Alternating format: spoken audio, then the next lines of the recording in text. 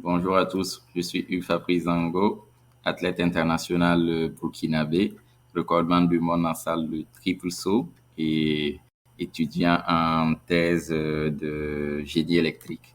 Bienvenue sur le podcast Athlètes mondiaux. Bonjour à tous et bienvenue dans ce nouvel épisode du podcast Athlètes mondiaux.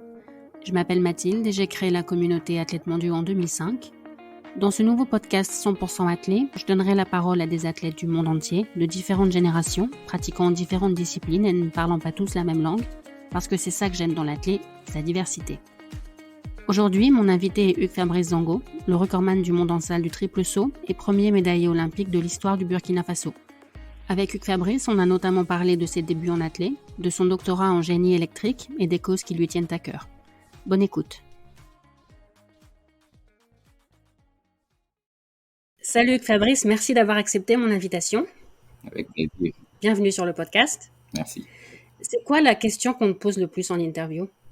Alors, en interview, on me demande toujours ou on demande très souvent comment je fais pour allier le sport et les études. Ça, c'est la question qui revient tout le temps.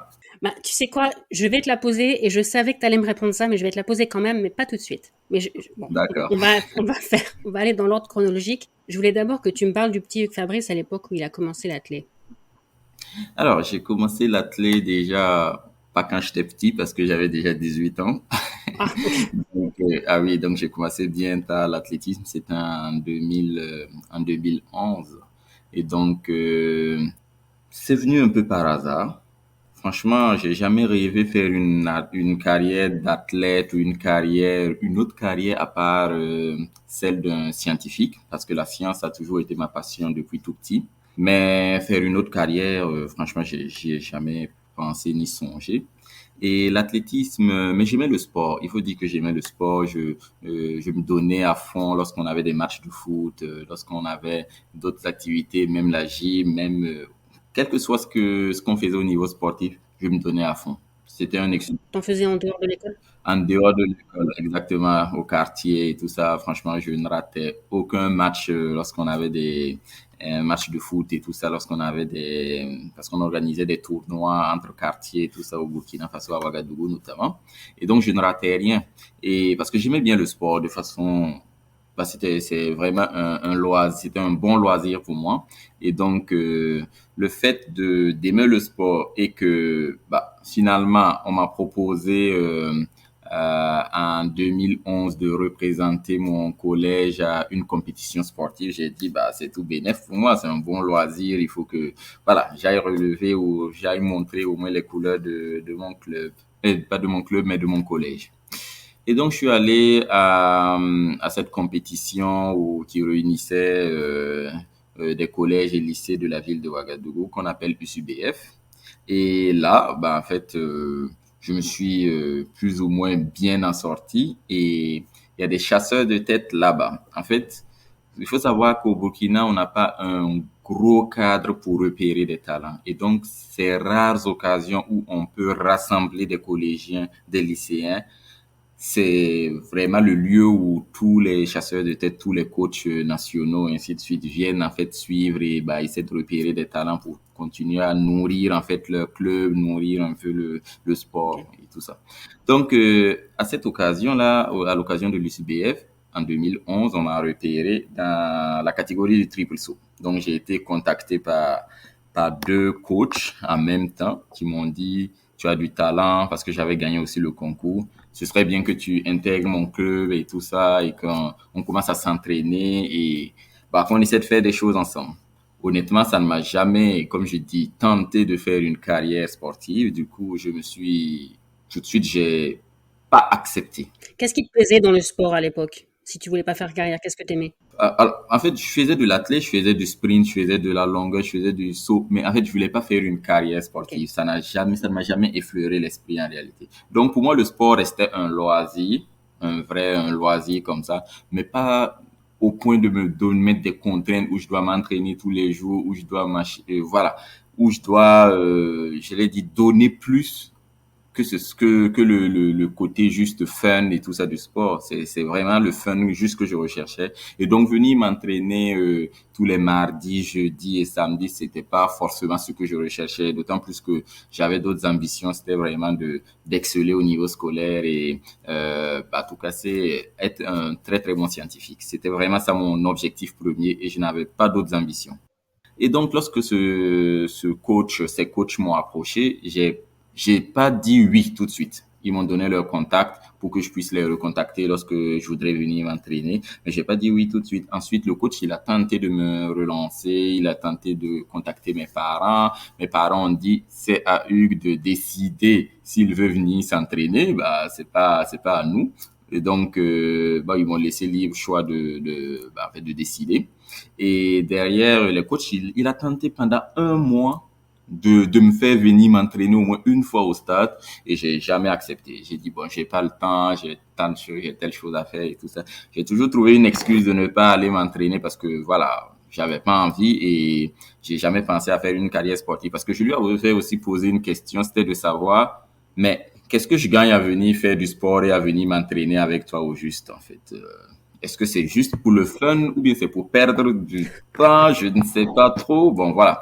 Et il n'a pas su me répondre de façon très convaincante en réalité en ce moment-là parce que on n'a jamais eu aussi d'athlète burkinabé qui ait fait une carrière internationale, qui pouvait vivre de son sport, qui pouvait faire des choses en fait avec l'athlétisme, qui avait vraiment un impact, un très bon, un gros impact au Burkina Faso. Donc comme on ne connaissait pas, il n'y a jamais eu de précédent à ce niveau. On ne sait pas. Bah, il n'a pas su me répondre. Il m'a juste dit, voilà, c'est pour faire des compétitions de clubs et ainsi de suite. Et possiblement, si tu es le meilleur au Burkina dans ta catégorie, tu pourrais faire quelques voyages dans la sous-région, Togo, Bénin, voilà. Ça m'avait quand même un peu intéressé parce qu'il a parlé de voyage. Et moi, il faut dire en 2011, je ne connaissais qu'un seul pays, c'était le Niger et le Burkina Faso. Donc, je connaissais rien d'autre. Donc, j'étais vraiment jamais sorti du Burkina. Et donc, le fait de me parler d'un voyage au Togo, au Mali, donc ça m'a un peu intéressé. Mais j'ai quand même pas dit oui tout de suite. C'était un jour, un jeudi, après un bon devoir de physique. Donc, j'étais bien content de ce que j'avais produit à l'école. Donc, j'ai fini un peu avant l'heure. Et je suis sorti et puis je me suis dit, tiens, on est jeudi et bah, c'est jour d'entraînement en plus. Est-ce que j'ai envie d'aller me défouler au stade? C'est cela, c'est parti de là. Et donc, j'ai essayé de recontacter le coach en question qui continuait à me relancer là. Et il m'a dit, oui, bien sûr, il y a mon groupe qui s'entraîne à telle heure. Et puis je dis, bon, ça tombe bien, est-ce que je peux venir? Il m'a dit oui, pas de souci. Donc je me suis rendu là, voilà, avec pas des godasses avec des godasses en tout cas pas de sportifs du tout, hein, d'élèves, voilà, lambda, avec ma tenue scolaire, avec quelques bricoles. Bon, j'avais bien sûr un, un petit short avec un t-shirt, donc ça me permettait de pouvoir faire le saut, mais j'avais pas bien sûr l'équipement qu'il fallait. Bon, je suis allé, bon, on a commencé à faire des petits exercices, des montées de genoux, des petits trucs du genre. Et quand je me compare aux autres athlètes, j'ai regardé les autres athlètes faire, j'ai voulu imiter, mais je me suis rendu compte que c'est vraiment un casse-tête chinois le truc. Et comme j'aime bien les défis, je me suis dit, mais c'est pas possible que les gens réussissent à faire des gestes aussi compliqués, des simples montées de genoux. Mais pour moi, c'était impressionnant. Et moi, j'arrive pas, j'étais le corps derrière, j'étais vraiment décoordonné, c'était n'importe quoi. Et donc, je me suis dit, tiens, samedi, je suis encore là, et ainsi de suite. Donc, ça m'a piqué ça m'a intéressé de vouloir un peu faire comme les autres. C'est vraiment tout con. Et après, le samedi d'après, et ainsi de suite, j'ai commencé l'athlé. Et puis, bon, voilà, l'histoire avec commencé. Donc en fait, c'est le côté bon élève qui a l'habitude d'avoir des bonnes notes et qui a l'habitude de réussir qui finalement t'a donné envie de continuer parce que t'as aimé le défi. Absolument. Bah, tout à fait. Donc, c'est exactement cela. Et effectivement, en classe, j'ai toujours été major de mes promos depuis ma première classe de primaire hein, jusqu'à maintenant. Donc, en fait, c'est vrai que c'est ce côté-là ça m'a un peu pincé de voir les autres réussir un truc comme ça. Et moi, bizarrement, je suis tellement à la ramasse, je me dis, au moins, je vais combler le trou. Et puis voilà, mais bon après, à force de grignoter, on a envie de faire toujours plus quoi. Et donc c'est ce qui m'a motivé à rester dans l'athlète effectivement. Et tu disais qu'il n'y avait pas de précédent au Burkina Faso, mais est-ce que tu avais quand même des athlètes d'autres pays qui t'inspiraient, que tu admirais, ou tu n'avais personne à qui essayer de ressembler? Alors en 2011, lorsque je suis arrivé et que en 2011, bon quand je dis il n'y a pas de précédent, alors on a eu des gens qui ont fait quand même champion d'Afrique, mais ça n'a pas fait un boom, ça n'a pas fait c'était pas médiatisé, c'était pas connu, en fait, c'est resté sous silence et ainsi de suite. Donc, quand je suis arrivé en 2011 et que j'ai commencé l'athlé et que j'avais jamais entendu parler, bien sûr, de l'athlé professionnel au Burkina Faso, bien sûr, c'était un peu plus compliqué pour moi de me lancer dans l'athlé. Mais quand j'ai commencé à m'intéresser, j'ai commencé à m'entraîner, je me suis rendu compte qu'effectivement, on a déjà quand même eu des champions d'Afrique, on a eu quand même des gens qui ont fait des résultats pour le Burkina Faso au niveau africain. Et donc, mais c'est vraiment en m'intéressant à l'athlète que je me suis rendu compte de cela. Mais bon, par exemple, si on va faire une comparaison aujourd'hui où même si tu ne t'intéresses pas à l'athlète, tu sais qu'il y a un Burkinabé qui est au niveau mondial, au niveau de l'athlétisme. Donc ça, c'est un autre impact en réalité. Et ça fait vraiment un gros boom et un gros choc. Mais lorsque j'étais en 2011, 10 ans en arrière, effectivement, on n'avait pas encore eu un gros engouement autour du sport ou autour de l'athlétisme en particulier. Donc, forcément, je n'étais pas intéressé et personne ne s'y intéressait limite. Et quand j'ai commencé à m'intéresser, j'ai effectivement vu qu'il y avait des gens qui ont fait des résultats. Et donc, j'ai voulu aussi imiter. Donc, les premières personnes que j'ai voulu imiter, ce sont déjà mes camarades d'entraînement, j'ai envie de dire, ceux qui faisaient bien les gestes de montée de genoux et que je n'arrivais pas. Donc, c'est eux d'abord que j'ai voulu ressembler. Et ensuite, quand on a fait la première compétition au stade du 4 août, vraiment avec des athlètes, des athlètes amateurs, bien sûr, au Burkina Faso, qui sont dans des clubs et qui s'entraînent depuis 5, 6, voilà, et plus d'années. En fait, j'ai été dernier pendant au moins 3, 4 mois. Voilà, j'étais vraiment dernier à tout moment quand je faisais les trucs. Et donc, à chaque fois que je suis dernier, ça me piquait et je me donnais, ok, je dis, ok, je vais rajouter un jour d'entraînement. Au début, je venais tous les samedis, ensuite jeudi et samedi et puis ainsi de suite. Et ensuite, mardi, je m'entraînais à la maison parce que je ne pouvais pas aller au stade. Et donc, au fur et à mesure, ça m'a piqué. Donc, j'ai voulu faire mieux et mieux et mieux. Donc, j'ai voulu ressembler d'abord à ceux qui étaient là. Et au fur et à mesure que je m'ouvrais, bien sûr, dans l'athlète, je me suis rendu compte que, en fait, même le Burkina n'est pas le meilleur en athlète. Il y a le Bénin, il y a le Togo, il y a d'autres personnes qui sont beaucoup plus fortes que des athlètes burkinabés que moi j'admire déjà là, et ainsi de suite. Donc, mon objectif, c'était d'être le meilleur au Burkina pour pouvoir affronter ceux de la sous-région et d'être le meilleur dans la sous-région pour affronter au niveau africain et ainsi de suite. Donc, la petite venant en mangeant, effectivement, j'ai pu grappiller toutes les échelles parce que je suis pas arrivé, j'étais directement le meilleur en athlète. Je suis arrivé, j'étais le bon dernier, et tout le monde peut le dire au stade du 4 août. Et donc, j'ai dû grappiller toute l'échelle pour atteindre là où je suis actuellement. Ok, et donc à l'époque, tu faisais quelle discipline? Alors, à l'époque, bon, forcément, on m'a repéré au niveau du triple saut parce que c'est là que bon, j'avais gagné le concours au niveau des collèges. Mais on m'a aussi mis sur le sprint et sur la longueur. Donc, je faisais 3 disciplines en ce moment.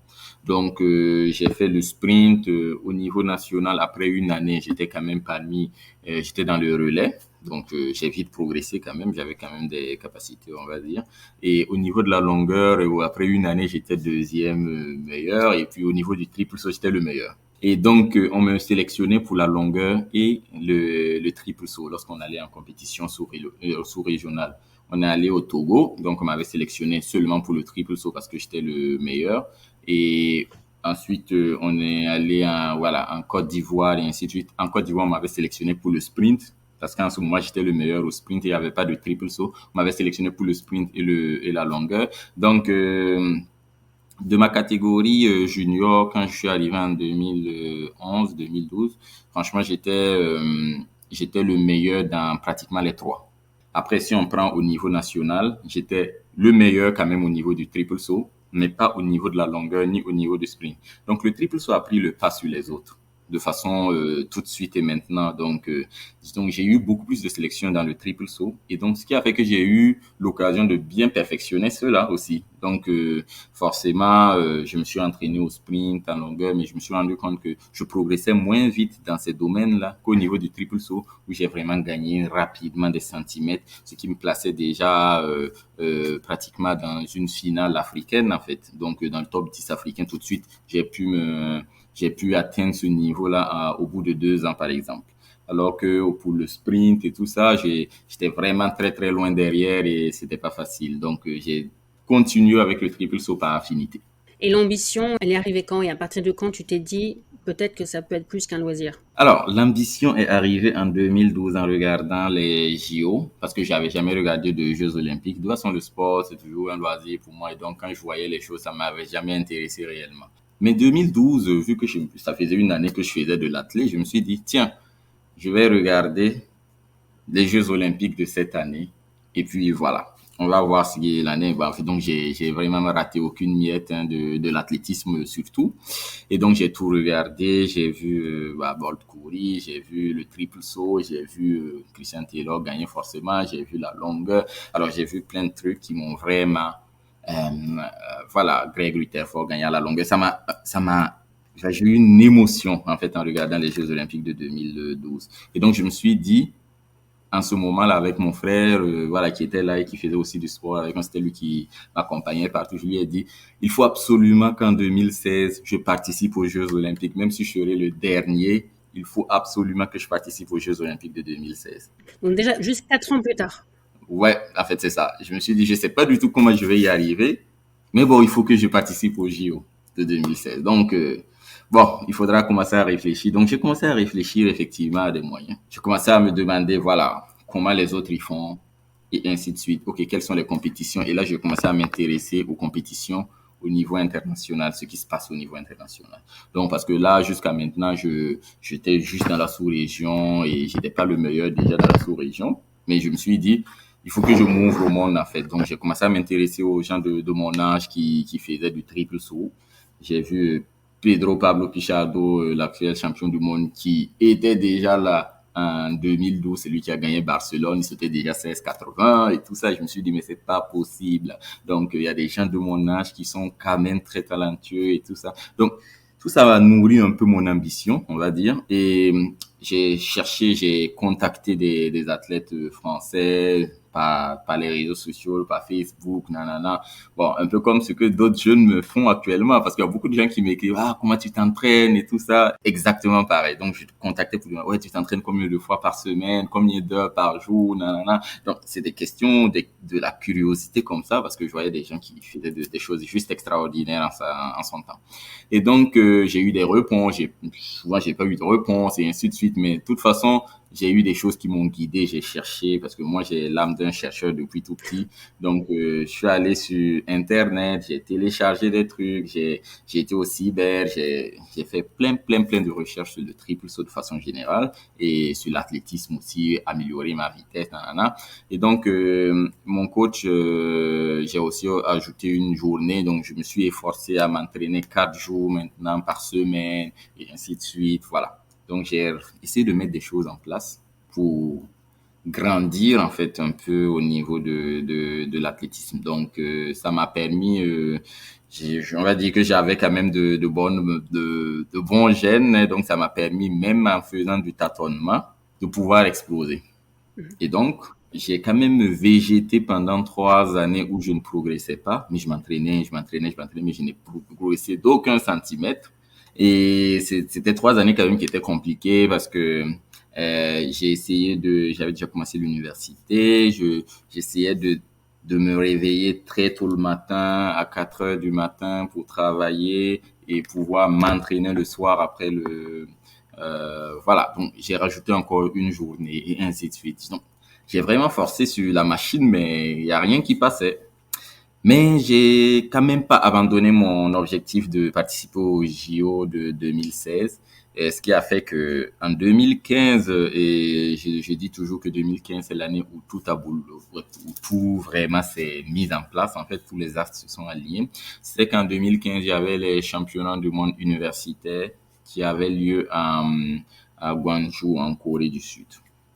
Donc, comme j'étais le meilleur universitaire, j'étais tout simplement le meilleur au Burkina Faso et le meilleur universitaire quand on a fait les Jeux universitaires au Burkina. Et j'ai été sélectionné pour représenter bien sûr mon pays et bien sûr mon université à ces Jeux universitaires.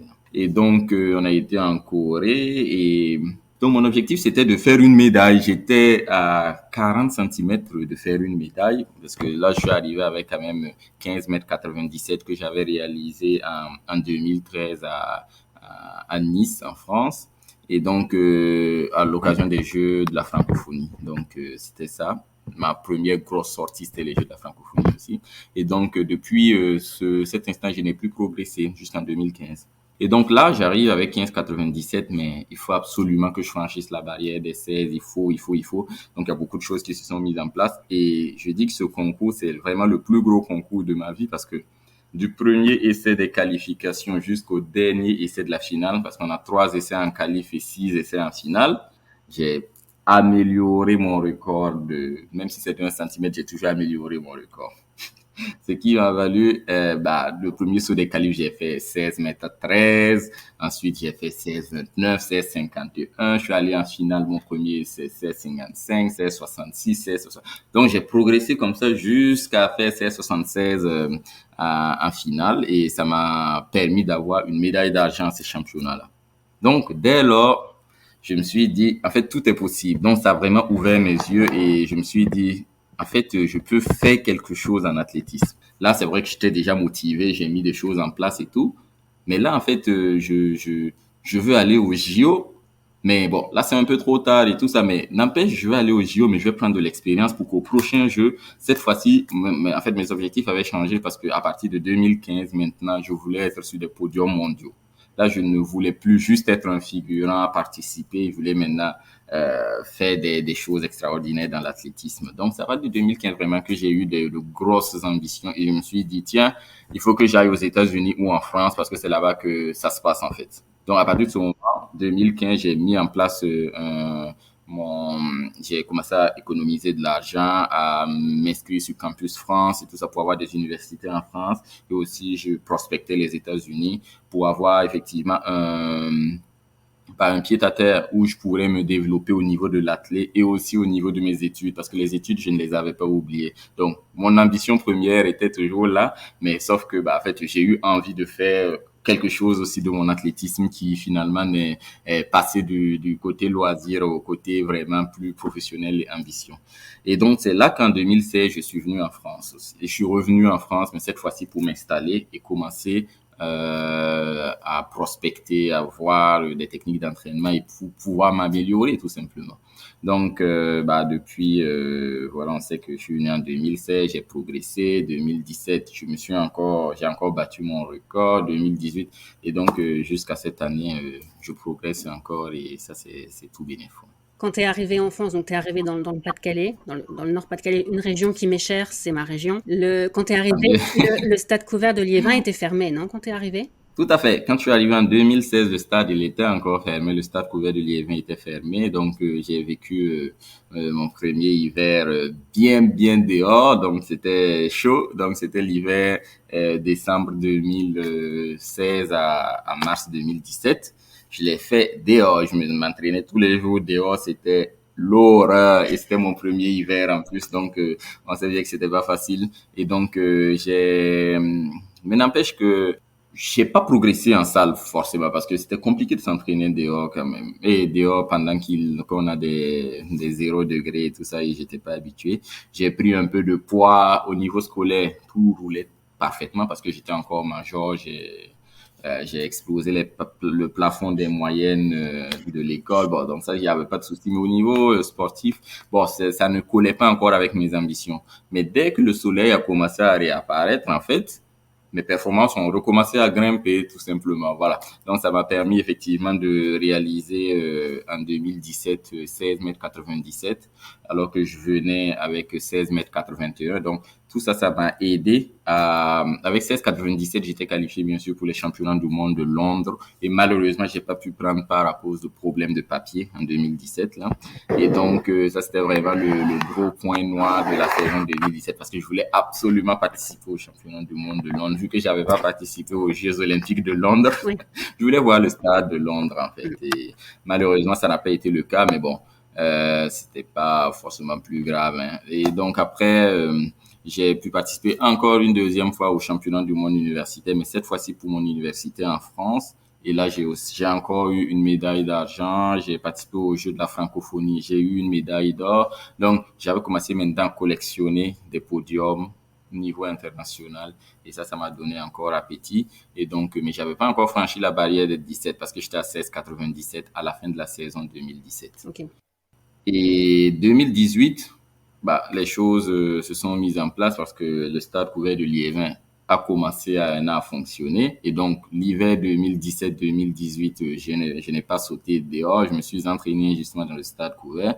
Donc, c'était beaucoup plus chaleureux et ça m'a permis de ne pas perdre bien sûr 3 mois d'entraînement, en fait. Technique surtout. Et donc, l'hiver 2018, j'ai explosé mon record. J'ai fait 17,23 dans la salle de Val-de-Reuil. C'était le nouveau record d'Afrique en salle. Voilà, qui datait de 1983 ou voilà, de 36 ans. En tout cas, c'était vraiment un gros record, un gros palier que je venais de franchir parce que c'était aussi mes premiers 17 mètres en salle. Et donc, j'ai encore réitéré cela au championnat du monde en salle où j'ai été 6e. Cette fois-ci, c'était à Birmingham en 2018 et avec 17 mètres 11. Donc, ça m'a permis, je me suis dit, bon, c'est bon, j'ai fait 17 mètres 2 fois, ça ne m'impressionne plus vraiment. Donc, après ça, je ne suis plus redescendu en dessous de 16,90. Je travaillais la barrière des 17 mètres, j'étais toujours proche ou juste légèrement au-dessus, mais en tout cas, j'étais à côté. Mais en 2018 aussi, il faut dire qu'après avoir franchi la barrière des 17 mètres, je savais que j'allais être limité parce qu'après 2 années d'entraînement, pratiquement tout seul parce que je m'entraînais avec des coachs de club, j'avais pas forcément tout ce côté professionnel qui accompagne un athlète de haut niveau. C'était encore très amateur. Et par rapport à moi, mes ambitions, je savais que ça allait coincer à un moment donné. Donc, j'avais déjà contacté en premier lieu, j'avais essayé de demander si au niveau de l'INSEP, on pouvait me prendre pour que je m'entraîne avec Jean-Hervé Steven, qui est malheureusement décédé maintenant, et ainsi de suite. Bon, tout le monde n'a pas accepté, on n'avait pas forcément confiance, j'étais un concurrent, ainsi de suite. Et il y a aussi Gaëtan Buki qui était dans notre club et qui faisait de lancer de poids en équipe de France, qui a contacté Teddy à ce moment pour lui demander. Teddy n'était pas d'accord au début, il a dit non, bon, il a déjà beaucoup d'athlètes. Bon, au début, c'était pas forcément tout rose et tout ça, donc je me demandais, je cherchais des solutions. Et bah, par hasard, Teddy, on s'est recroisé avec Teddy en juin. Et cette fois-ci, c'était vis-à-vis. Là, il m'a dit, oui, il y a quelqu'un qui m'avait parlé de toi, il voulait que je m'occupe de toi. Et en juin, j'avais fini aussi mon master. Bah, les choses coïncident bien. Je dis oui, effectivement, là, je viens de finir mes études et moi, je voudrais vraiment accentuer le côté professionnel de mon sport pour pouvoir participer aux Jeux Olympiques, faire une des médailles mondiales et tout ça. Et il a dit, bah, c'est un beau projet. Après, bah, comment tu vas t'organiser ensuite? Est-ce que tu vas te déplacer à Reims? Est-ce que, je lui ai dit, bon, en fait, moi, mon ambition, c'est vraiment de poursuivre avec un doctorat, mais moi, je pourrais venir à Reims un peu les week-ends et tout ça. Il a dit, laisse-moi réfléchir à cela. Donc, c'est là qu'on a vraiment commencé à discuter avec Teddy. Et puis, je lui ai dit, mais tant que tu es là, est-ce que tu peux me coacher pour le meeting, là, de Madrid que je suis en train de vouloir faire? Donc, il m'a coaché, il m'a donné des conseils et ainsi de suite. Et là, c'est là qu'on a vraiment pris le premier contact. Et donc, un mois plus tard, il est revenu me dire, oui, c'est bon, y a pas de souci, on peut t'accepter dans le groupe parce que bon, il avait aussi, il travaille aussi avec d'autres personnes qui devaient donner leur accord, pas lui seul. Donc, ils ont été OK avec mon profil. Et puis voilà, c'est là que j'ai commencé en septembre 2018 à m'entraîner avec Teddy. Et donc, il m'a demandé directement c'est quoi mes ambitions pour l'année. Je lui ai dit, écoute, on a une année. Je sais que beaucoup de coachs vont me dire que c'est pas possible de faire une médaille, mais moi, je veux une médaille à Doha, là, parce que j'ai plus le temps, j'ai déjà tel âge et ainsi de suite. Donc là, prenons un risque pour pouvoir faire une médaille. Il m'a dit, bah, c'est complètement ce que j'aime. Donc, il a dit, il aime des gens qui sont ambitieux, il aime des gens qui aiment prendre des risques, parce que lui aussi, c'est un peu sa vie et puis c'est sa vision du sport comme ça. Et donc, on a tout de suite matché. Il a beaucoup aimé ma mentalité, la façon dont je voulais aborder les choses, parce que je me suis dit que j'ai plus le temps. Et donc, on a pris un petit risque. Et en salle, j'ai fait 17,58 et j'ai progressé jusqu'à faire une médaille mondiale en 2019. Il y a aussi eu les Jeux africains en 2019. Je t'ai entendu dire que tu avais bénéficié du blocage mental de tes adversaires qui, quand ils t'ont vu, se sont dit, bon, on va se battre pour la médaille d'argent. Tout à fait. Alors, ouais, c'est vrai que là, lorsque je suis arrivé bah, bien sûr, l'année 2019, j'avais plein de, j'avais quand même un bon calendrier parce qu'effectivement, il y avait les Jeux africains, je les avais pas encore gagnés. C'était la dernière chose qu'il fallait que je gagne en Afrique pour vraiment tout gagner. Donc, c'était les Jeux africains. Donc, je lui ai dit, les Jeux africains, c'est important pour moi, il faut absolument que je les gagne. Même si c'était au lendemain du meeting de Paris.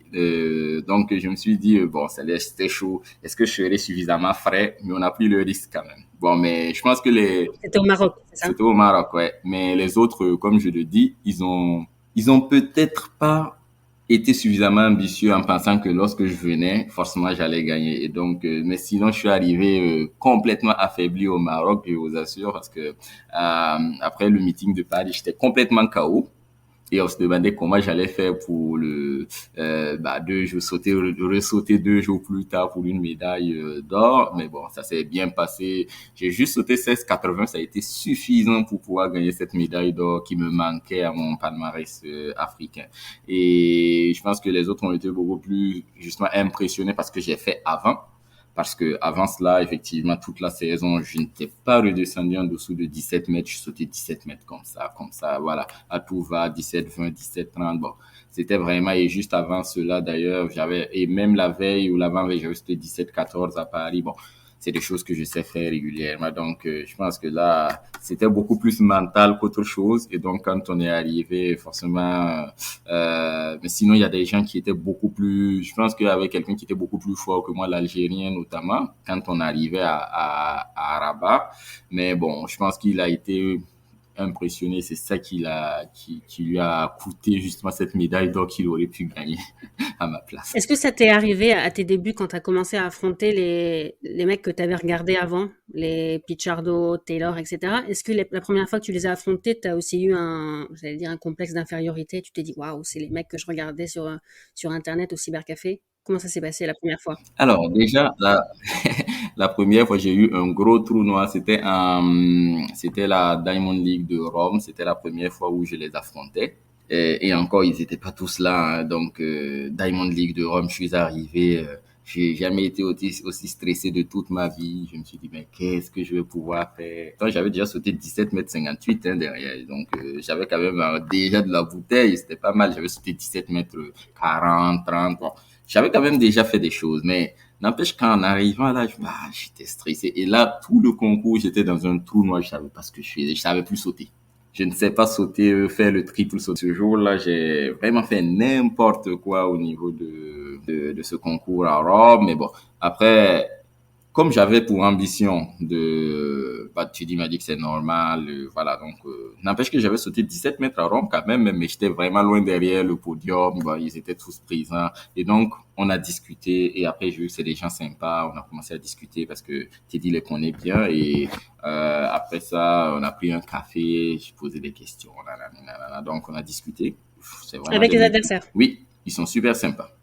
Et même jusqu'à maintenant, c'est ce qu'on fait, hein. Donc, avant même les concours, après le repas, on fait le coffee time, comme on le dit, où on peut discuter, et puis voilà, des trucs de genre, de tout et de rien. Et donc, voilà, c'est ce qui s'est passé. Et donc, j'ai appris à les connaître, j'ai appris à démystifier, à casser la distance, et ainsi de suite. Donc, ça m'a permis d'être dans le bain, et puis à pouvoir toujours continuer justement à nourrir mon ambition sans être perturbé par en fait, toutes les choses externes, en fait. Mais je pense que mon ambition était quand même très forte, donc ça m'a permis de dire, voilà, là, il faut que je les batte. Mais même avant cela, je disais, ouais, il faut que je batte telle personne, même avant de les rencontrer. Donc, c'était des objectifs, je les admirais, mais il fallait que je les batte pour, voilà. Pour moi, c'est ça le respect, en fait. Comme on aime le dire chez nous. Donc, ouais, il faut que je batte voilà, ces personnes-là. Et donc, c'est toujours le respect qui m'a poussé à battre le record de Teddy parce qu'il fallait que je le batte pour le respecter. Respect. Ok. C'est une façon de voir les choses. Ok. Le- Pour revenir à 2019, tu l'as eu ta médaille à Doha? Ouais, donc j'ai ma médaille à Doha. Bah, avant cela déjà, j'avais déjà commencé à nourrir lorsque j'ai fait 17,58 en salle et que j'ai commencé j'ai essayé de créer une communication autour de ce que je suis en train de faire maintenant pour pouvoir vraiment montrer que l'athlétisme existe, qu'il y a des choses qu'on peut faire, nanana. Donc parce que j'avais maintenant atteint un niveau mondial et ça c'était pas donné au Burkina Faso qu'un athlète ou quel que soit quelqu'un atteint un niveau mondial. Donc là, c'était vraiment une opportunité pour moi de lancer une vaste communication autour de la chose. Donc, j'avais commencé, on a essayé de toucher des journaux, on a essayé donc c'était nous-mêmes qui allons vers eux pour leur demander est-ce que vous pouvez mettre en avant un peu ce qu'on fait, et de suivre un peu ce qu'on va faire jusqu'à Doha, parce qu'à Doha, je veux faire une médaille. Donc, j'annonçais déjà cela, je me mettais la pression volontairement, mais voilà, c'était aussi un moyen pour moi de ne pas reculer le moment fatidique Mais t'aimes ça arrivé. la pression, je Donc, crois, je toi. disais, absolument. On aime bien quand on n'a plus le choix et puis bah il faut foncer. Là, on n'a vraiment plus le choix. Et là, on attaque. Mm. Ouais, parce qu'on aime trop se trouver d'excuses là-bas. Donc, c'est chaud. Donc, je me suis mis la pression comme ça, hein. Donc, on a beaucoup travaillé la communication, ce qui fait que le public avait commencé à essayer de suivre un peu ce que j'allais faire. Donc, même avant Doha, on a essayé de faire une grosse campagne pour que, lorsqu'on venait aux Jeux africains, on a dit on venait pour gagner, et ainsi de suite. Parce que les Jeux africains sont très suivis en Afrique d'ailleurs. Et donc, les résultats sont bien relayés. Donc, j'ai profité pour vraiment marteler mon message et pour essayer de faire passer mon ambition pour Doha qui allait arriver un mois plus tard seulement. Et donc, le fait que j'ai gagné justement cette médaille a fait un gros boom et ça a eu un gros impact au Burkina Faso où justement, bah, finalement, les gens ont commencé à s'intéresser à l'athlète. Ah ouais, un athlète qui fait une médaille mondiale et tout ça. Donc, ça avait commencé à prendre de l'ampleur et j'en ai profité pour dire que, bon, voilà, le Burkina n'a jamais eu de médaille olympique et moi, mon objectif, c'est toujours de faire ça. Nanana. Donc, j'en ai profité effectivement pour encore plus nourrir, en fait, j'allais dire, profiter du moment pour pouvoir montrer qu'on peut faire des choses en tant que Burkinabé au niveau mondial et aussi on peut nourrir de très grandes ambitions. Donc j'ai commencé à passer des messages de ce genre et ça a quand même plu au public burkinabé justement parce que le Burkina est en plein renouveau en ce moment, hein. Il y a beaucoup de choses qui se passent, il y a beaucoup d'attaques effectivement terroristes, mais aussi il y a beaucoup de jeunes entrepreneurs qui se développent au niveau mondial. Il y a vraiment un gros renouveau au Burkina et en Afrique de façon générale. Et on a besoin justement de gens qui disent que c'est possible pour entretenir l'engouement et tout cela. Donc, je fais partie de cette génération un peu dynamique qui essaie de travailler pour montrer justement les bonnes choses, les belles choses de l'Afrique. Et donc, j'ai continué à passer le message et c'est bien passé. Les gens ont été très réceptifs. Donc, ce qui fait que, bah, les choses se sont tout simplement enchaînées parce que voilà, Covid 2020, on va dire, mais bon, n'empêche que Jeux Olympiques 2021, on a quand même fait une médaille et ainsi de suite. Donc là, je suis bien suivi et j'ai un impact qui dépasse bien sûr le niveau sportif en Mm. ce moment. Le record du monde en salle, donc que t'as pris à Teddy parce que tu le respectais,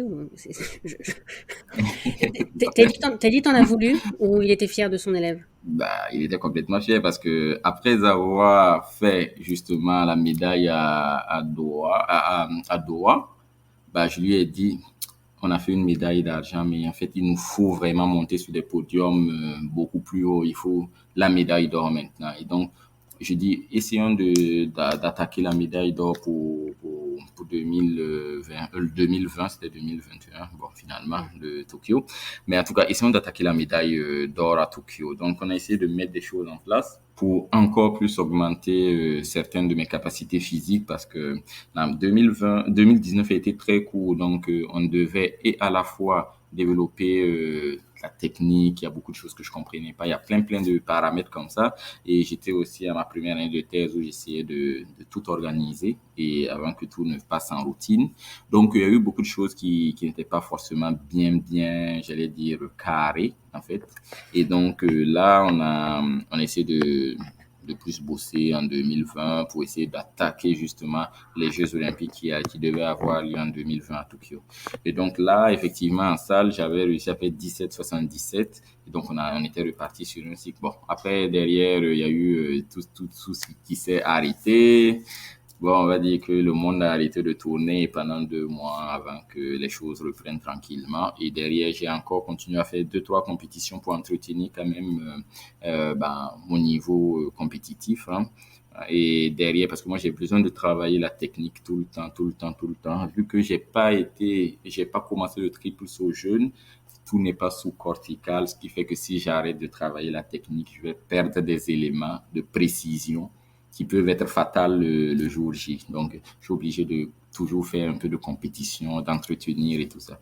Et donc, ce qui fait que 2021, quand on est arrivé, on était déjà prêt, on était déjà pas mal, hein, parce qu'on avait derrière, après les compétitions, on est allé bosser sur un gros cycle de force pour développer vraiment pratiquement 100% de mon potentiel de force, qui a fait que derrière, on a fait que de la technique pendant 2 mois.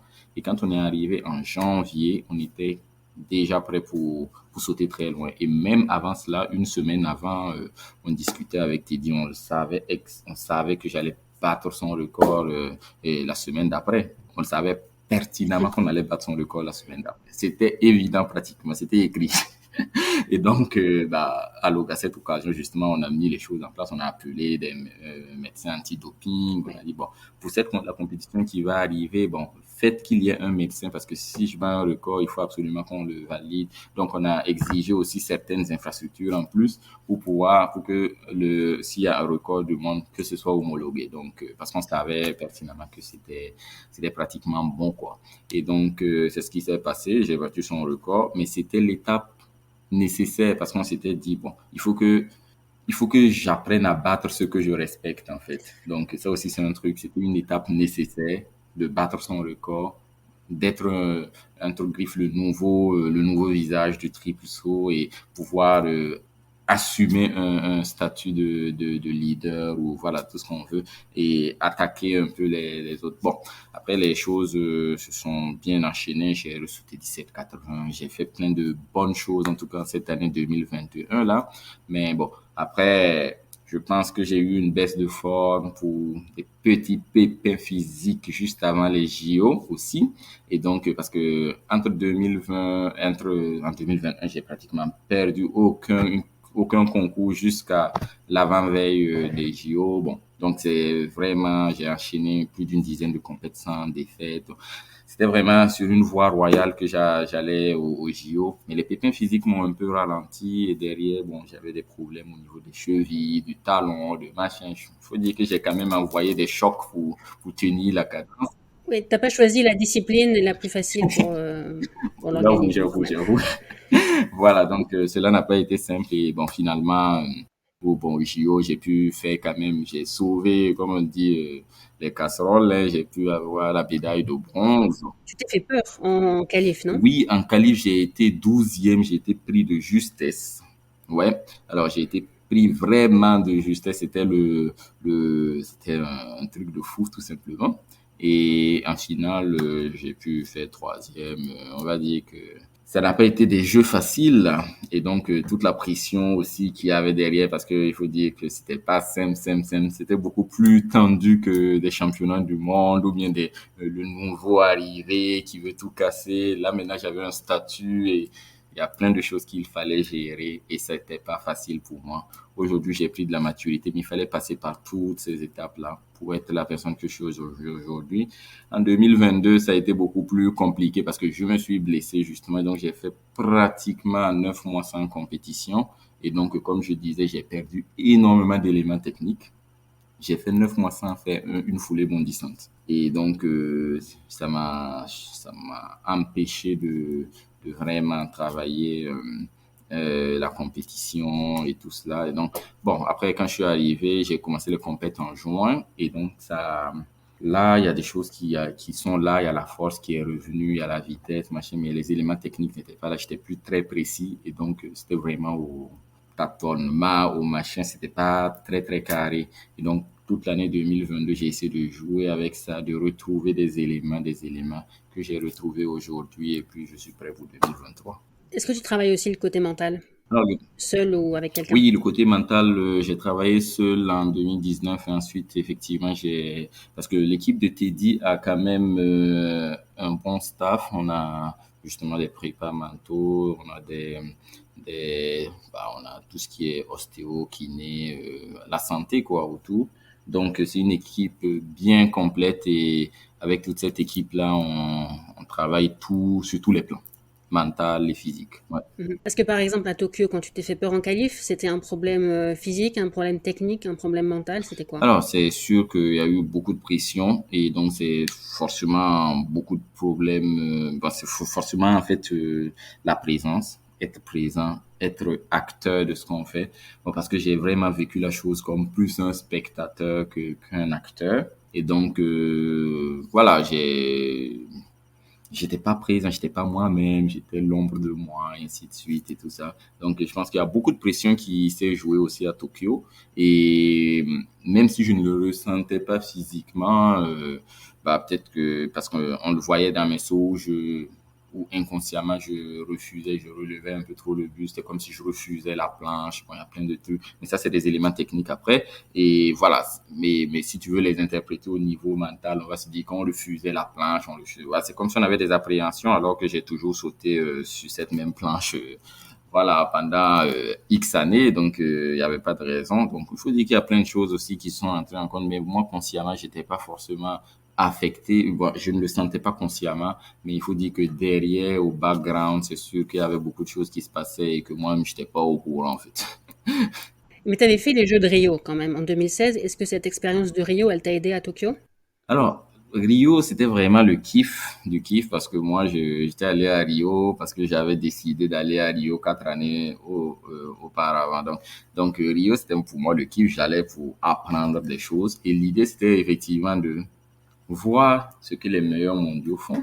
Et puis, j'observais les gens, je regardais. Moi, j'étais un touriste à Rio, moi. Et ça m'a beaucoup fait plaisir aussi de pouvoir voyager au Brésil, de participer à mes premiers JO.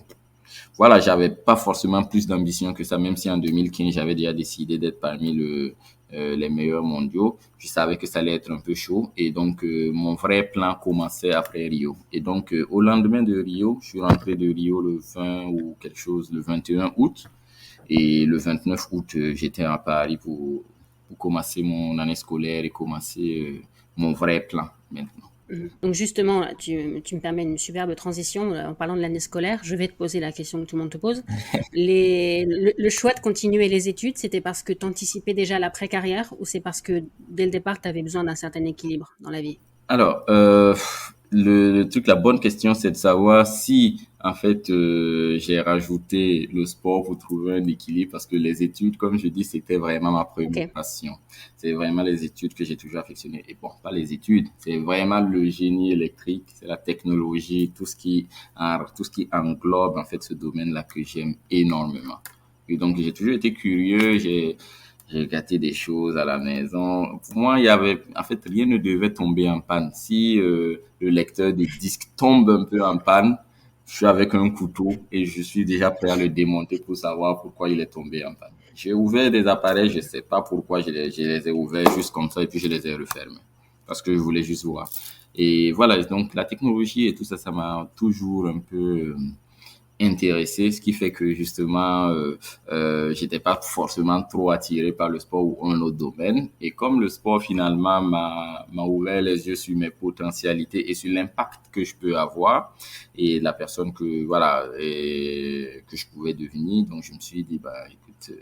Ça, c'est une très bonne opportunité à ne pas laisser passer aussi. Et donc, je l'ai rajouté aux études. Voilà, c'est pas les études que j'ai rajoutées au Ok. sport, finalement. Ok. Donc, finalement, les études, je ne voulais pas les lâcher, les lâcher parce que, ben, voilà, ça a été toujours le premier truc que j'aimais et donc je continue dedans parce que j'aime tout simplement ce que je fais. Il y a des gens qui ont essayé de te dissuader, qui t'ont dit que tu n'allais pas réussir à combiner les deux? Non, bon, les gens n'ont pas parce que j'ai tout de suite réussi quand même à combiner les deux. Donc au Burkina Faso déjà c'était assez Ok. compliqué, j'étais le meilleur et au niveau scolaire, j'avais pas baissé au niveau de mes moyennes. Comme je disais, j'étais prêt à sacrifier 2 heures de sommeil pour pouvoir machiner, pouvoir un peu plus m'entraîner ou anticiper en fait le programme scolaire. Donc j'étais prêt à me réveiller à 4 heures du matin au lieu de 6 heures pour pouvoir justement travailler le niveau scolaire pour ne pas baisser de régime à ce niveau-là et aussi pouvoir avoir mes soirées pour m'entraîner tranquillement. Donc j'ai essayé de m'organiser comme ça. Donc j'avais pas forcément une baisse de régime à un moment donné, mais sauf qu'on m'a toujours dit si tu faisais un seul de ces trucs, c'est sûr que tu pourrais plus exceller. Mais moi, je suis pas sûr de ça, en fait. Parce que je suis déjà à fond dans les deux. Je suis à 100% dans les deux. C'est pas comme si je faisais 50-50.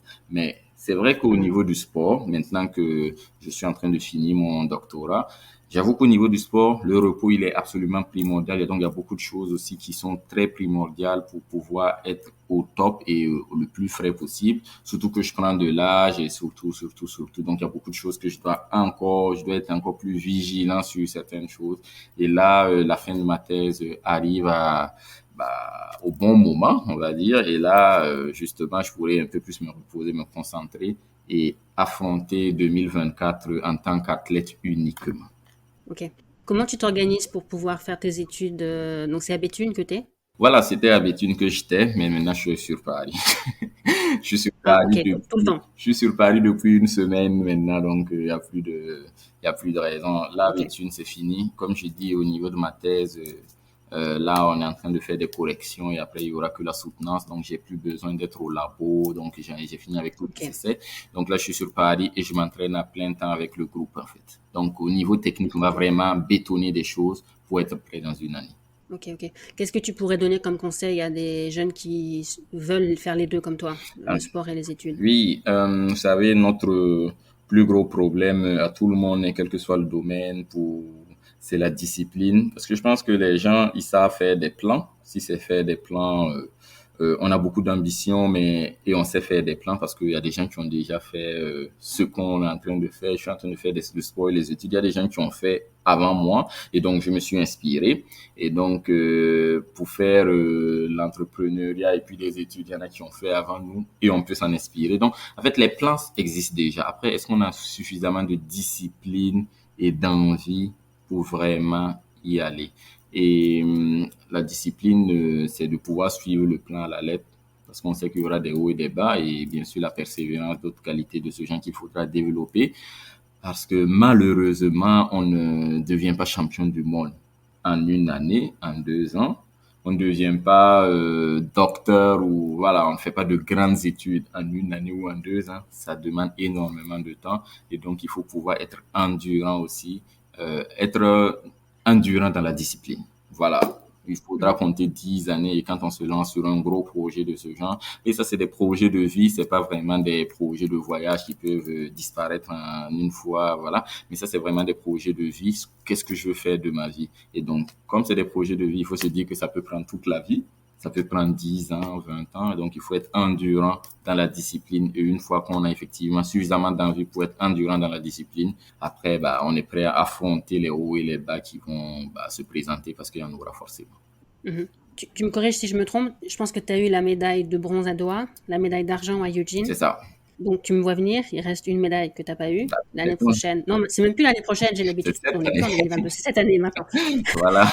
Cette année à Budapest. Ouais, malheureusement, comme je l'ai dit, en fait, moi, je suis passé par tous les trucs. Je suis passé de dernier jusqu'à deuxième. Donc là, maintenant, il faut la première place et c'est tout. Donc, Budapest sera annonciatrice ou voilà, annonciateur de 2024. Parce que là, il faut que j'ai déjà tout gagné en Afrique, comme je dis. Là, il me manque des championnats du monde et des Jeux olympiques à gagner. Pas des médailles. Maintenant, c'est des victoires qu'il me faut.